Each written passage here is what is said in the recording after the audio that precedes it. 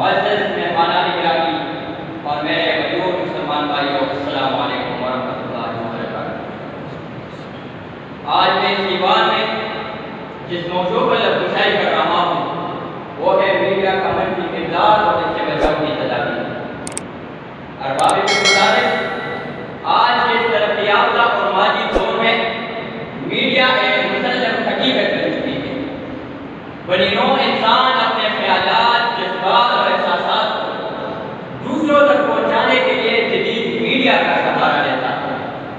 ٹیلی gram, اخبارات، تحقیق اور انٹرنیٹ کے استعمال نے دنیا کو ایک دوسرے کے بالکل قریب کر دیا ہے، لیکن سامعین محترم، ایک طرف میڈیا کا مثبت کردار ہے، لیکن دوسری طرف روز بروز رونما ہونے والے فتنے اور نئے فسادات جدید میڈیا کا ایک اہم موضوع بنتا جا رہا ہے۔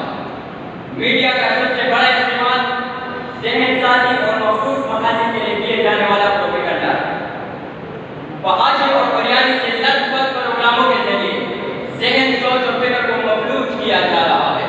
مغربی تہذیب عام ہوتی جا رہی ہے، نوجوان مغربی تہذیب کا اندازہ بچتا جا رہا ہے، بوڑھوں کی نصیب سے مساجد و عبادات کی لگن چھینی جا رہی ہے۔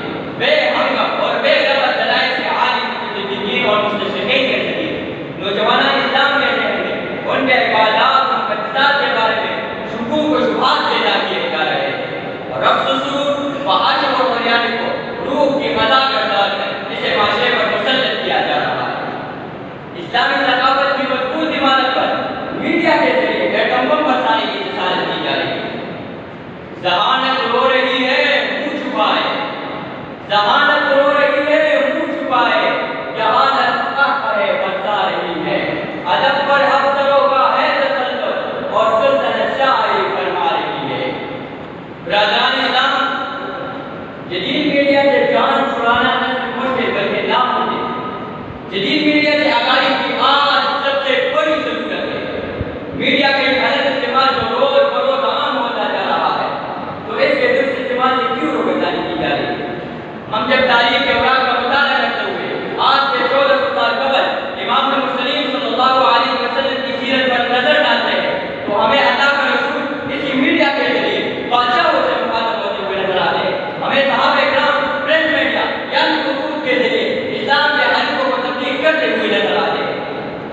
عزیزان من، ضرورت اس امر کی ہے کہ مسلمان اپنے حاضر کے تقاضوں کو سمجھیں اور اپنی فنی اور مالی وسائل کو بروئے کار تک ذرائع ابلاغ پر اپنا مربوط تسلط جمائیں۔ الیکٹرانک میڈیا، سوشل میڈیا اور پرنٹ میڈیا کی طاقت کو مسلمان اور اسلام کے استعمال کرتے ہوئے اس کے غلط استعمال سے نوجوانوں کو بچانا ہوگا اور تمام عالم اسلام کی توجہ میڈیا کے مثبت پہلوؤں کی طرف مبذول کرنی ہوگی۔ ہر مسلمان اپنے آپ کو ذمہ دار سمجھ کر میڈیا کو روز بروز جتنے فتنے رونما ہوتے جا رہے ہیں اور اس کا منفی پہلو عام ہوتا جا رہا ہے، اس سے امت مسلمہ کو بچانے کی کوشش کریں۔ اگر ہم ایسا کریں تو وہ وقت دور نہیں کہ ہمیں دروغی سے پاک میڈیا اور روز بروز رونما ہونے والے ان فتنوں سے چھٹکارا ملے گا۔ میں آخر میں یہ فکر دے رہا ہوں کہ جذبۂ صوت سے